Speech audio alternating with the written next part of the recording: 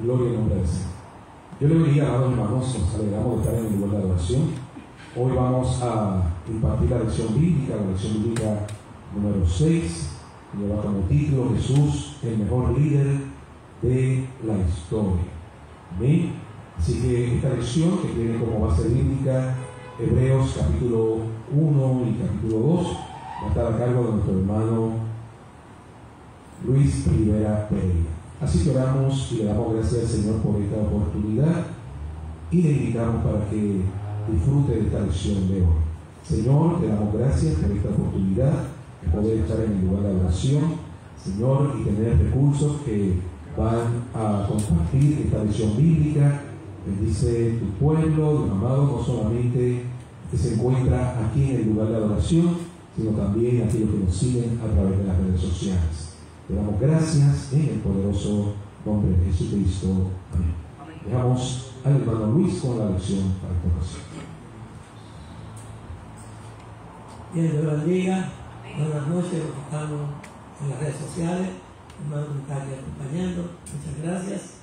Como dijo el pastor, la lección se titula Jesús fue el líder perfecto. Casi no se habla de perfección de nadie, ¿verdad? Pero Jesús sí se puede hablar de perfección. Él fue perfecto en todo. Entonces vamos a hablar del líder perfecto. Vamos a hacer un trasfondo histórico. Como su nombre nos sugiere, esta carta fue escrita a los hebreos. Los hebreos eran, se les llama así, judíos convertidos al judaísmo. Habían dejado el judaísmo y estaban en el cristianismo. Hicieron ese paso que era bien importante, que era lo que usualmente Pablo quería hacer. Dejar el judaísmo y ir al cristianismo. Su propósito fue de advertir a los cristianos judíos en contra de volverse al judaísmo, decimos ahora. Así que su tema principal es la superioridad del cristianismo sobre el judaísmo. La tesis del autor anónimo de Hebreos es que el cristianismo no es solo el reemplazo que Dios le asignó al judaísmo, sino que el cristianismo es algo nuevo y mejorado. Hebreos es la única carta, el único libro anónimo del Nuevo Testamento. Y para nosotros, para demostrarlo, el escritor anónimo de Hebreos usa tres argumentos centrales que vamos a estar discutiendo. En primer lugar, Jesús es mejor, Jesús es superior que cualquiera de los venerados héroes judíos, incluyendo a Moisés y hasta los ángeles celestiales. En segundo lugar, el escritor de Hebreos dice que Jesús es mejor, Jesús es superior que el sumo sacerdote, el líder espiritual de los judíos en el Antiguo Testamento. En tercer lugar, el sacrificio de Jesús es mejor, es superior que los sacrificios de animales del Antiguo Testamento. Eso vamos a estar hablando. La palabra clave en este libro es mejor o superior. O sea, el escritor de los Hebreos está diciendo que a pesar de los ritos y ceremonias del judaísmo, el cristianismo es la mejor religión. Jeremías 31:31 dice: he aquí que vienen días, dice Jehová, en los cuales haré nuevo pacto con la casa de Israel y con la casa de Judá. O sea que ya desde miles de años atrás el profeta Jeremías está diciendo que va a venir un nuevo pacto. O sea que ese pacto antiguo, el Antiguo Testamento, ya como dice la medicina, tenía fecha de expiración, tenía fecha de caducidad. El libro de Hebreos nos describe con lujo de detalles la forma y manera en que nuestro Señor Jesucristo es el cumplimiento de todas las profecías y promesas del Antiguo Testamento. De hecho, el Hebreo tiene un sinnúmero de profecías del Antiguo Testamento para probar el escritor su tesis. Y también nos demuestra que Jesús es superior, es mejor a todo lo que puede existir aún en la mente de los judíos. Los judíos en su gran mayoría aceptaban el Antiguo Testamento, pero también la gran mayoría de ellos rechazaron a Jesús como el Mesías tan esperado. Y se lo terminaron crucificándolo. Parece que los destinatarios de esta carta eran judíos, cristianos, así que tenían un buen conocimiento de las Escrituras y ya habían profesado la fe cristiana. Sin embargo, ya fuera por la duda, la persecución o las falsas enseñanzas, estaban pensando en cometer el gran error de dejar el cristianismo y volverse o regresar al judaísmo, que se escribe en Hebreos. En el año 64 de nuestra era, Nerón incendió a Roma y culpó a los cristianos que practicaban una religión proscrita. Era ilegal en aquel tiempo ser cristiano. Pero por el Imperio Romano, y comenzó una gran persecución en su contra. Era lo que está teniendo esta gente en esta época de los hebreos. Además de esto, los judíos tradicionalistas llevaban como 30 años persiguiendo a los cristianos, no estaban de acuerdo. Esto quiere decir que ya había empezado muchos años de persecución para esta gente y de sufrimiento, pero ahora estaba empeorando. Sí, puede empeorar lo que había.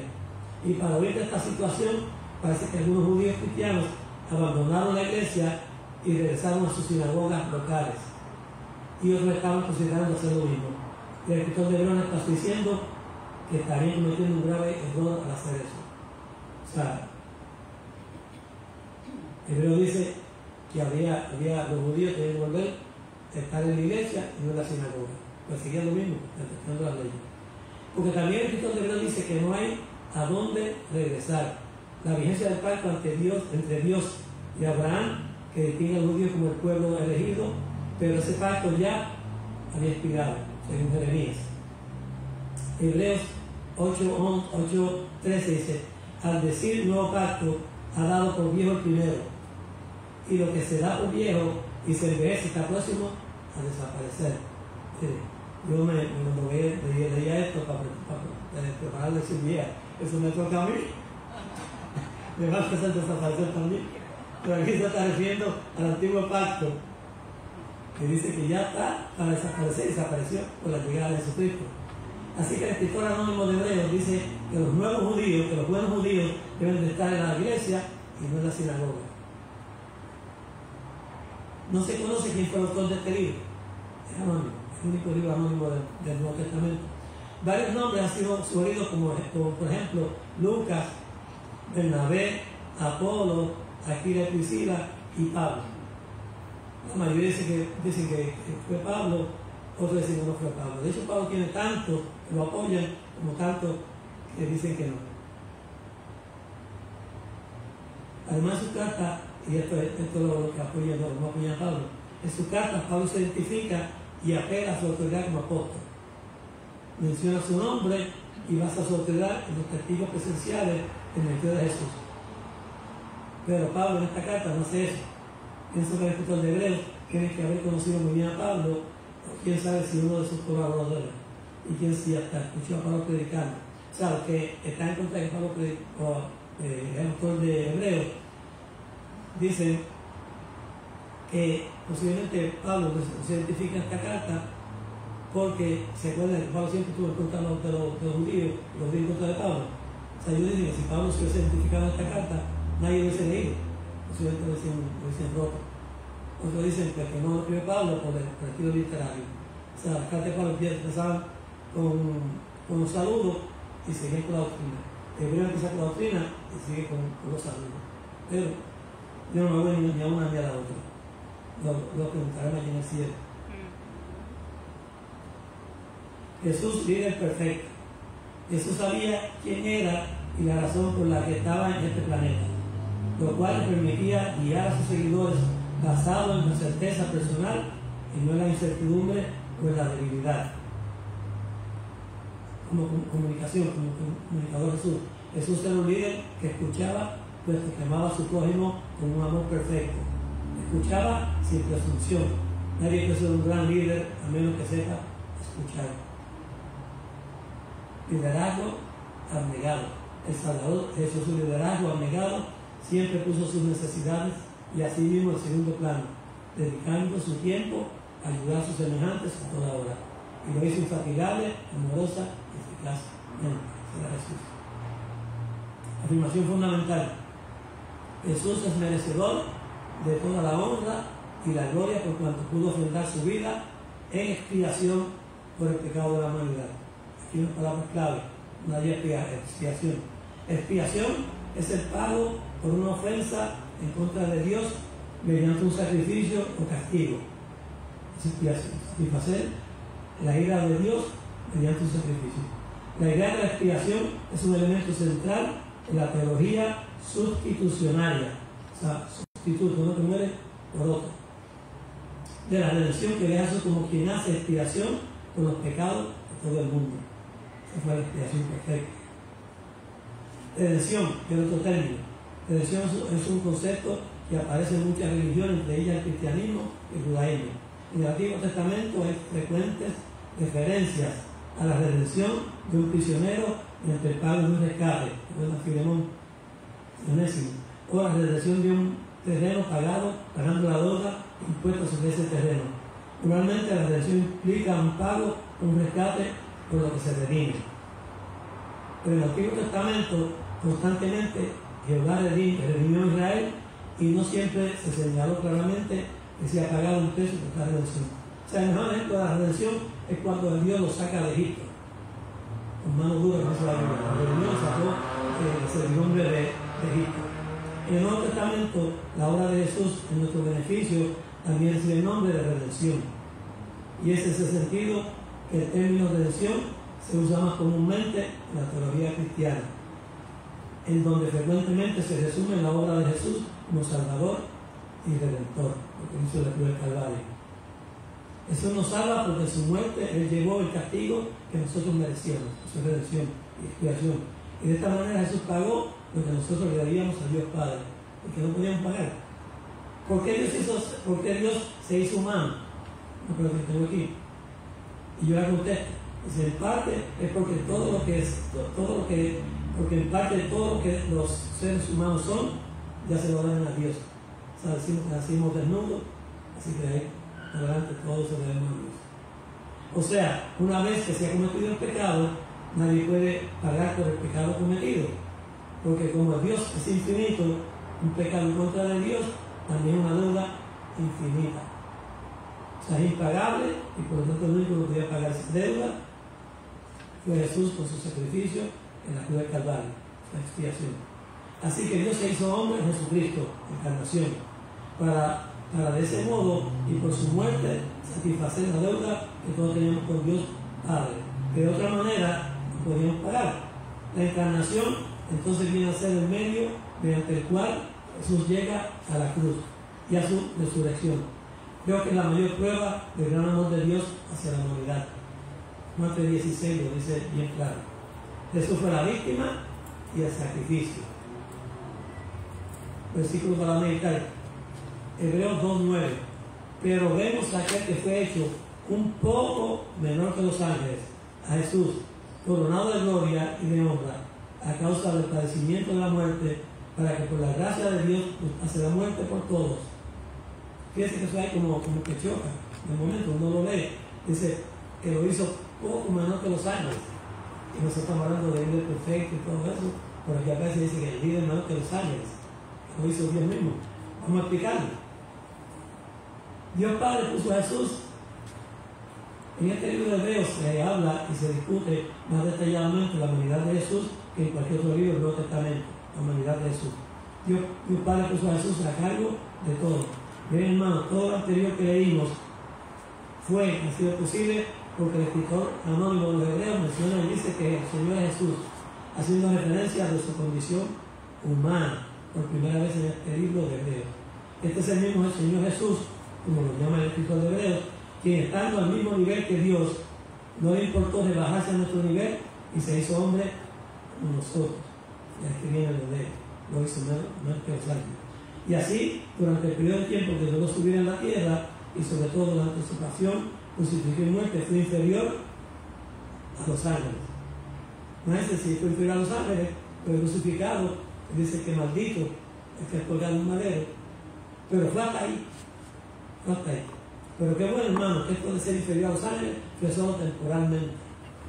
Porque miren lo que dice Hebreos en la parte B del versículo 7, Hebreos 2:7. Le hiciste un poco menor que los ángeles, primero se le añade, le coronaste de gloria y de honra, y le pusiste sobre las obras de tus manos. O sea, mientras estuvo en la tierra, como 100% hombre, pues fue inferior a los ángeles, según que sí, pues eso fue inferior a los ángeles. O sea, que ese tiempo que Jesús tuvo de 3 años y medio, de acuerdo al Evangelio de Juan, pues fue inferior a los ángeles. Pero está en la gloria con el Padre. Por eso es que decimos que lo de Jesús de ser inferior a los ángeles fue solo temporalmente. Está en la tierra siendo 100% Dios y 100% hombre. Eso hay que creerlo por fe. El Mesías superior a los ángeles. Ahora vamos a otra parte. Hebreos 1:3, el cual, siendo el resplandor de su gloria y la imagen misma de su sustancia, y quien sustenta todas las cosas con la palabra de su poder, habiendo efectuado la purificación de nuestros pecados, por medio de sí mismo se sentó a la diestra de la majestad en las alturas. Tenemos la altura de la moneda. Y dice que imagen misma de su sustancia, la sustancia de Dios. Los que cocinan saben de esto, de la sustancia, ¿verdad? Uno le echa algo que sin eso, como que no sirve, no sabe igual. Pero esa es la sustancia. El libro anónimo de Hebreos establece una relación clara entre el poder salvador de Dios con su poder creador. El poder salvador y el poder creador. En otras palabras, el poder que dio origen al universo y lo mantiene funcionando es el mismo poder que nos limpia de todos nuestros pecados. Qué equivocados están los que todavía piensan que Dios no puede perdonarnos, aunque si no lo aceptan. No hay pecado tan grande que el que hizo el universo, y todo lo que en la vida existe, no lo pueda quitar. Dios puede y quiere perdonarnos si nos acercamos a Él por medio de Jesús, su Hijo. El hecho de que el versículo dice, se sentó, quiere decir, significa que su obra estaba terminada y que su sacrificio fue definitivo. No hay que hacer ninguno otro. No hay que hacer nada más, solo creer por fe en lo que Jesús ya hizo. Eso no solamente es la imagen exacta de Dios, sino que también es Dios mismo. No solamente la imagen exacta de Dios, sino que también es Dios mismo. El mismo Dios que, como dice Hebreos, habló en los tiempos pasados del Antiguo Testamento.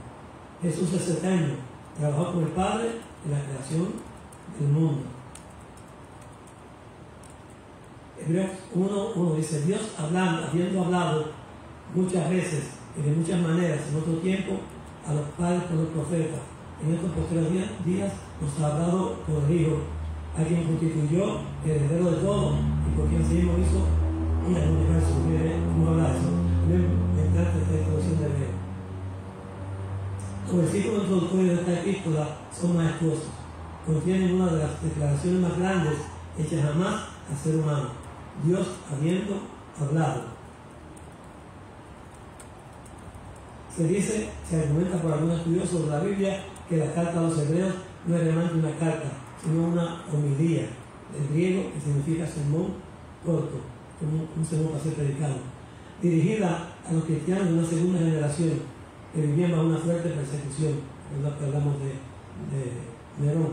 Es por eso que el escritor de Hebreos no comienza con los preámbulos y saludos propios de una carta, como tampoco hace alusión al nombre del autor o remitente o destinatario, sino que empieza con una introducción como para adelantar el tema de la homilía que va a comenzar, que fue lo que yo leí en el Este escritor o predicador anónimo comienza presentando la figura de Jesús, el Hijo de Dios, como el centro de la historia de la relación o de las relaciones entre Dios y la humanidad. Todos sabemos por nuestra Biblia que Dios siempre ha estado hablando de muchas formas y maneras a los hombres y mujeres, o sea, a todas personas del tiempo del Antiguo Testamento. Le habló a Isaías en visiones, le habló a Jacob en un sueño, le habló a Abraham y a Moisés en persona, el pacto de Abraham. Habló también a Israel, a los judíos, a su pueblo. Dios le habló a través de los profetas de Israel. Y yo creo también que le habló inclusive a otros que no eran de su pueblo. ¿Se acuerdan del sueño de Faraón? El sueño también de Nabucodonosor. Le habló a Tajer, un pueblo de Esther. O sea, que habló a todo el mundo. A Belsasar, la escritura de la pared. A los judíos familiarizados con esta historia no les era difícil creer que Dios todavía seguía revelando su voluntad. Pero también les resultaba asombroso pensar que Dios se había revelado a sí mismo al hablarles por medio de su Hijo Jesucristo.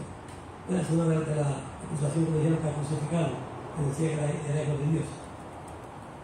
Jesús es el cumplimiento y la culminación de la revelación de Dios. Cuando conocemos a Jesús, tenemos todo lo que necesitamos para ser salvos de todos nuestros pecados y también para tener una relación perfecta con Dios. Colosenses 1:16.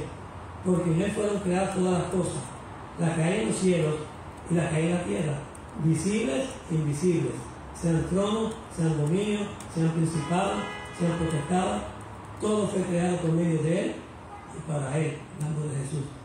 Vemos aquí claramente que el mundo fue creado por Dios por medio de Jesús.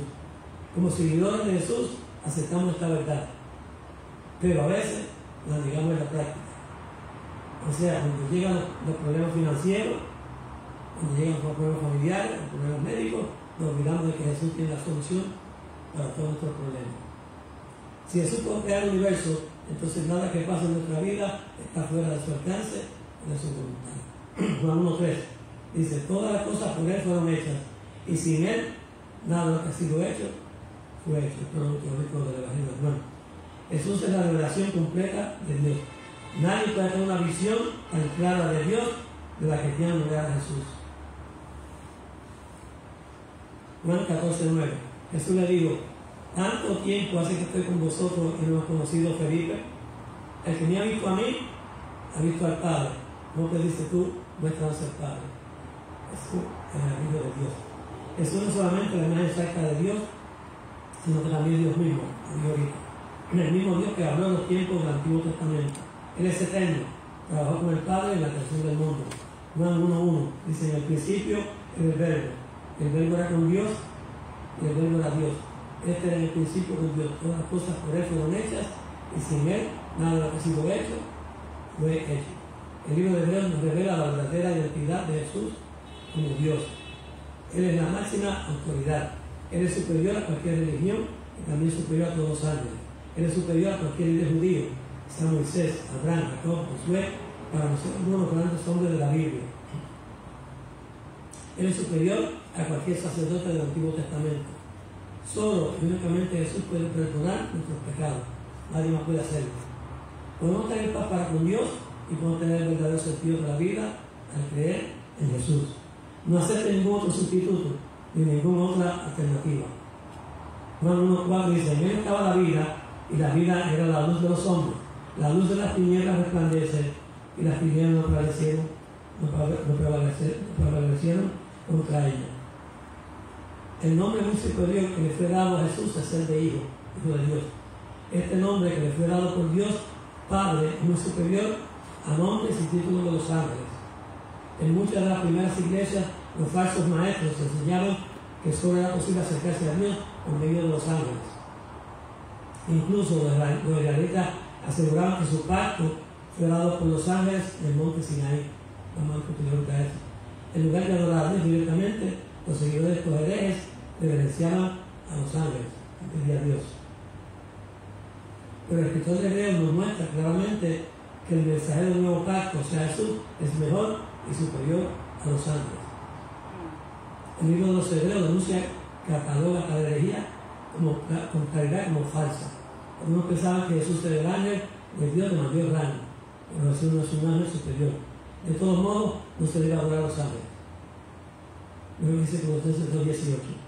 Nadie os prive de vuestro premio, afectando humildad y culto a los ángeles, entremetiéndose en lo que no ha visto, vanamente hinchado en su propia mente carnal. Luego dice Apocalipsis 2:9. Y el ángel me dijo, escribe, bienaventurados los que son llamados a la cena de la boda de Cordero. Y me dijo, estas son palabras verdaderas de Dios. Yo me postré a sus pies para adorarle, y él me dijo, mira, no lo hagas, yo soy consiervo tuyo y de tus hermanos, que retienen el testimonio de Jesús. Adora a Dios porque es el testimonio de Jesús y es el espíritu de la profecía. No debemos adorar ningún ángel, ningún intermediario, ningún santo, nadie, ninguna otra autoridad como mayor o superior que Jesús. Jesús es Dios, solo Él merece toda nuestra adoración. Hebreos 1:10 dice, y tú, oh Señor, en el principio fundaste la tierra, y los cielos son obra de tus manos. Ellos perecerán, mas tú permaneces, y todos ellos se envejecerán como una vestidura, y como un vestido los envolverás, y serán mudados, pero tú eres el mismo, y tus años no acabarán. Dice Hebreos En este pasaje bíblico, el escritor de Hebreos está citando el Salmo 102, versículo 25. Este escritor hace mucho eso, citando citas del Antiguo Testamento. No sé si puede ser Bernabé, que es un levita, o Pablo, no sé mucho del Antiguo Testamento. Mira lo que dice este salmo, que eso se llama salmo mesiánico, porque habla del Mesías. Y de hecho se dice que son salmos mesiánicos porque aparecen aquí citados como son salmos mesiánicos. Ellos perecerán, mas tú permanecerás. Y todos ellos como una vestidura se envejecerán. Como un vestido que los mudarás y será mudado. Pero tú eres el mismo, tus años no se acabarán. Ese es el salmo. La Escritura de la Biblia tiene muchas citas del Antiguo Testamento. Por lo menos 7 de estas citas ocurren en el primer capítulo. 5 de estas citas de Hebreos son salmos. Hay una cita de 2 Samuel y otra de la versión de la Septuaginta de Deuteronomio. Algunos otros pasajes vienen de salmos llamados mesiánicos reconocidos. También se llaman mesiánicos reales, porque aluden a un rey que es un rey que no es real, pero al final de cuentas está hablando de rey de Jesús.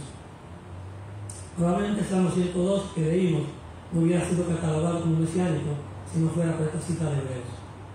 También el Salmo 2.7, el mesiánico aparece que en Hebreo, el 110.1, Deuteronomio 32.43, y citando Hebreos 1.6, donde el pronombre lo que se refiere es al Mesías, los llaman salmos mesiánicos. Podemos ver claramente que Jesús es la figura central, tanto en el Antiguo Testamento como en el Nuevo Testamento. Hebreos 1.13, pues a cuál de los ángeles dijo Dios jamás, siéntate a mi diestra hasta que ponga a tus enemigos por estado a tus pies. No son todos espíritus ministradores, vidas para servicio a favor de lo que serán herederos de la salvación. Este cita otro salmo. ¿Habrá alguien que se pueda comparar con este Hijo de Dios? Nadie, ni siquiera los ángeles. El libro de los Hebreos lo prueba presentando varias citas de las Escrituras para llegar a la conclusión que los ángeles son solamente espíritus enviados para ayudar a los que han de heredar la salvación, como dice el versículo 14 que leímos. Los ángeles son mensajeros de Dios, son seres espirituales creados por Dios bajo su autoridad y cumplen varias funciones. Yo apunté aquí, creo que son 3. En primer lugar, sirven a los creyentes. Hebreos 1.14, que lo leemos. En segundo lugar, protegen a los indefensos, Mateo 18.10. En tercer lugar, proclaman los mensajes de Dios, Apocalipsis 14.6. Y en cuarto lugar, ejecutan el juicio de Dios, Hechos 12.1, 11 al 23 y Apocalipsis 20.1.3. Hebreos 2.1 dice, por tanto, es necesario que con más diligencia atendamos a las cosas que hemos oído, no sea que nos deslicemos. Estos primeros creyentes estaban corriendo el peligro, el riesgo de apartarse de Jesús, por la persecución. Habían oído la palabra del Evangelio, pero parece que no la habían entendido.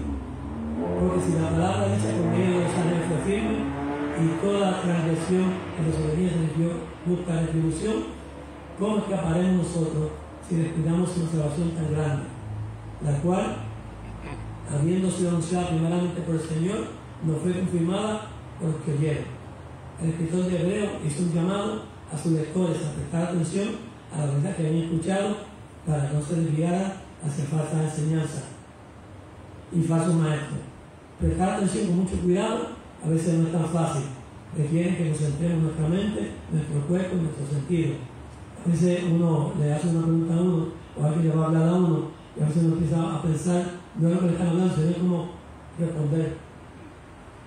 Escuchar eso no solamente significa oírlo, sino también obedecerlo. En el caso del Señor debemos de escucharlo con cuidado y estar listos para obedecer sus instrucciones. Gálatas 19 dice, entonces, ¿para qué sirve la ley?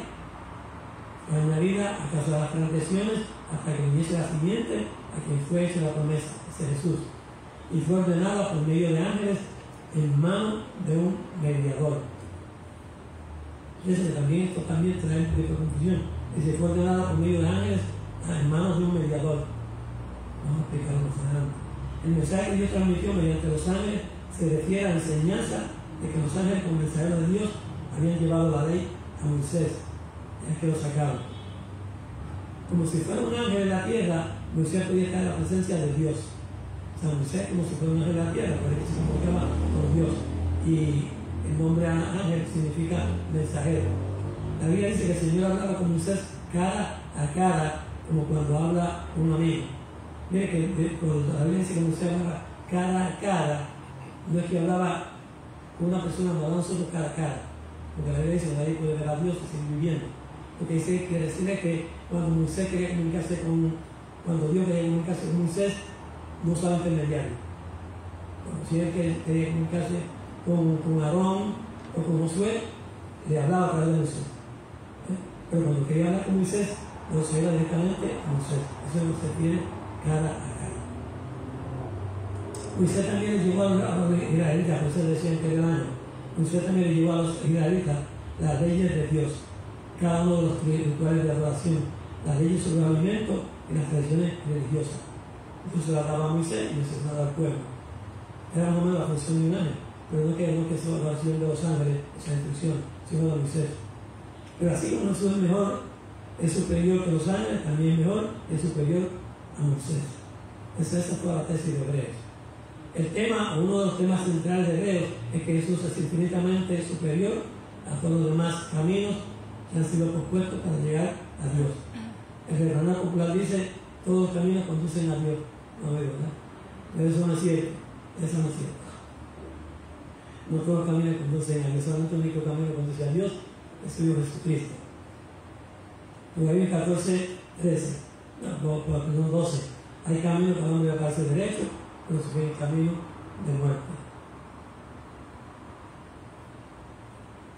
El escritor de Hebreos decía que la fe de los lectores judíos era buena, pero que esa fe debía señalar a Jesús.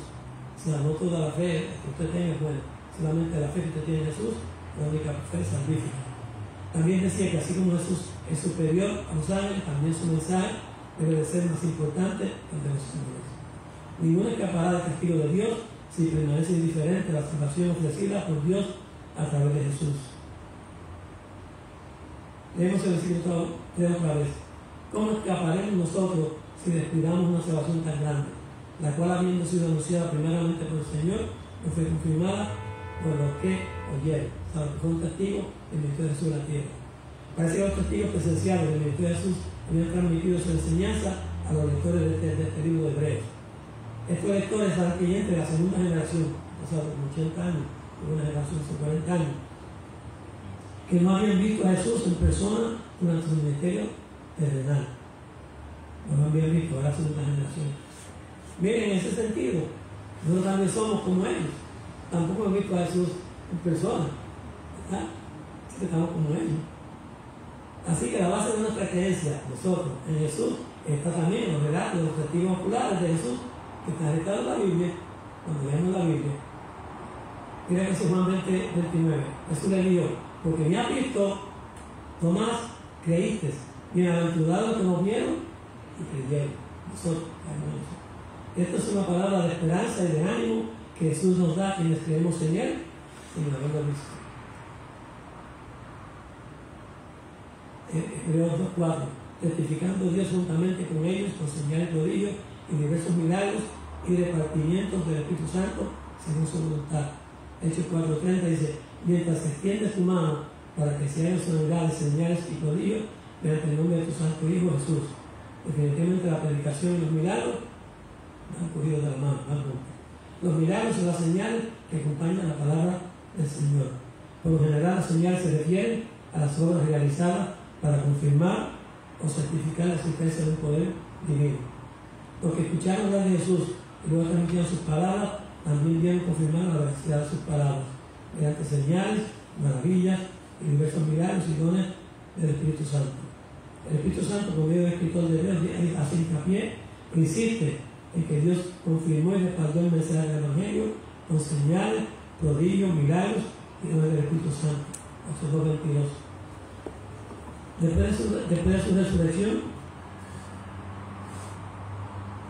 Jesús prometió que la confirmación milagrosa del mensaje del Evangelio acompañaría a todos los que creyeran en Él.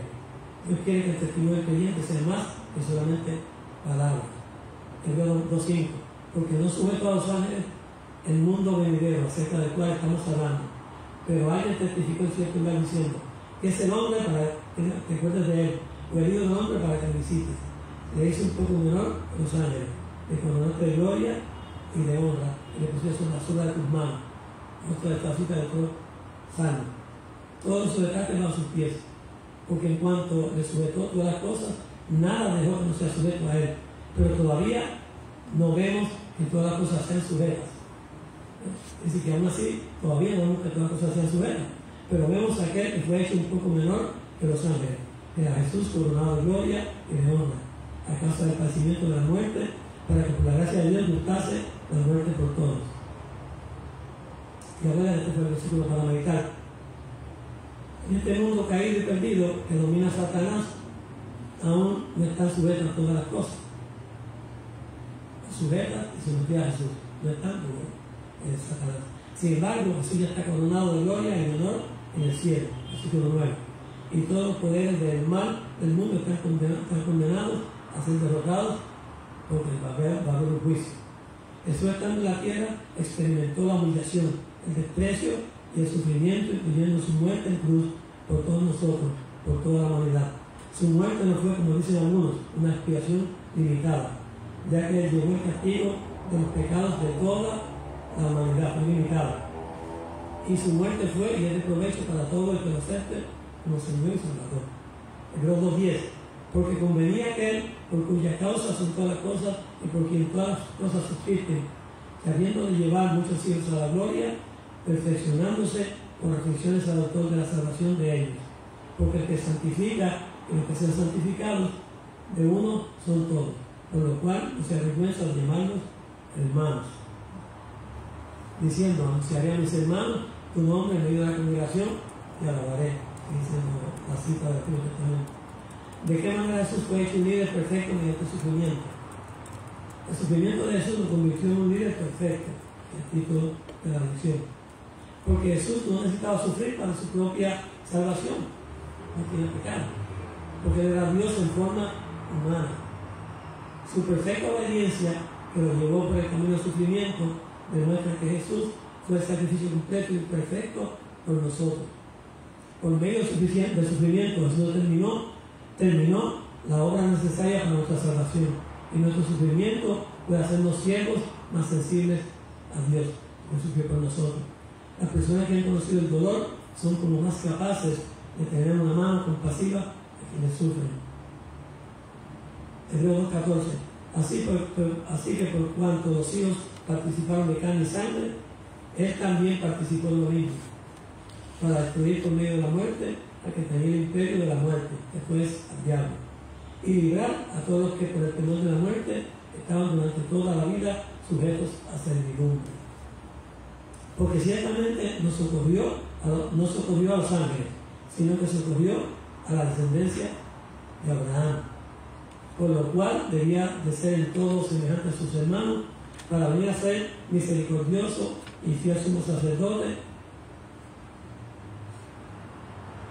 en lo que a Dios se refiere, para expiar los pecados del pueblo. El 18 dice: pues en cuanto a él mismo padeció siendo tentado, es poderoso para socorrer a los que son tentados. Mira, debido a que aquellos que Jesús vino a salvar son de carne y hueso, nosotros somos humanos, y eso tuvo que hacerse hombre, para hacerse humano, porque solo como verdadero hombre podía llenar los requisitos para redimir la raza humana del poder de Satanás. Como espíritu no podía llegar a la crucifixión. De hecho, Jesús murió para destruir el poder de Satanás sobre los que creen y para librarnos del temor de la muerte con la promesa de la vida eterna con Dios.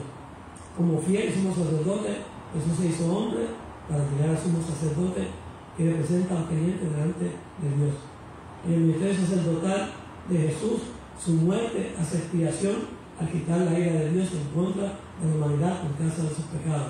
Miren, Jesús en el Antiguo Testamento no podía ser sacerdote. ¿Sabían eso? Jesús en el Antiguo Testamento no podía ser sacerdote, porque los sacerdotes eran los descendientes de Leví y directamente los descendientes de Adón, uno de sus hijos.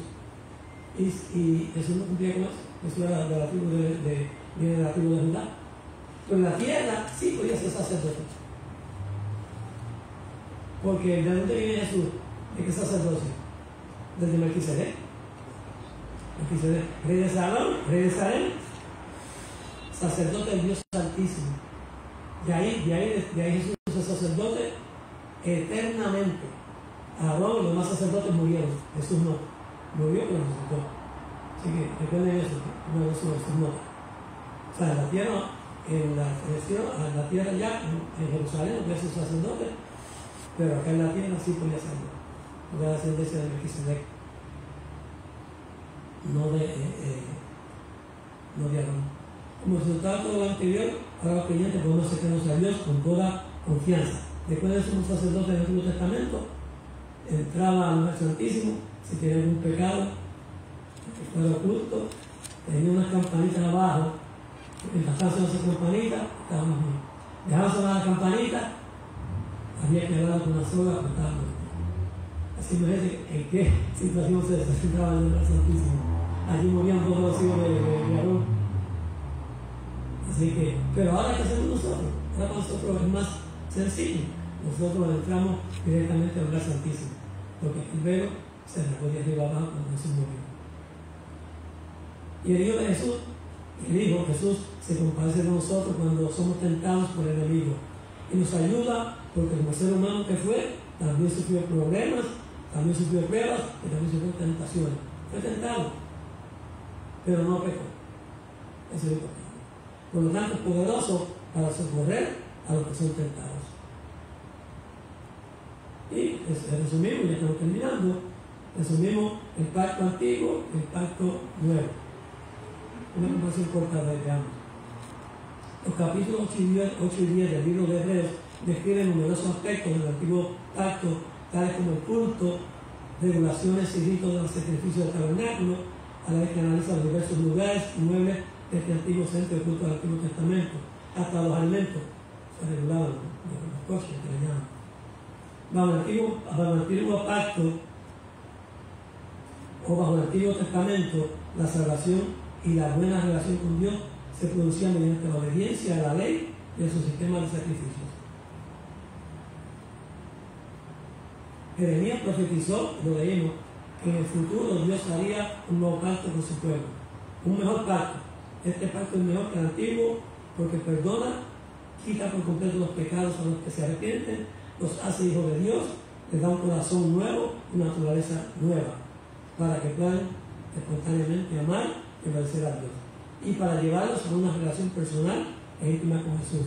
Y con el Padre, una experiencia mayor con el Espíritu Santo. Eso lo hace el nuevo pacto, no lo hace el antiguo. Jesús instituyó el nuevo pacto. O Nuevo Testamento, pero ambos nombres tan correctos que se usan en el griego. El griego se llama para los pactos diatek. Diatek es la palabra. El sacrificio de Jesús es mejor que el sacrificio del antiguo pacto, porque fue voluntario. Jesús fue voluntario y obediente de una persona justa y santa en lugar del sacrificio involuntario de un animal. El sacrificio y cumplimiento de la voluntad de Dios por parte de Jesús fue perfecto y abrió el camino al perdón, a la reconciliación y a la santificación. Dios le bendiga y a nuestra fotografía, nuestro pastor. Será hasta una próxima ocasión.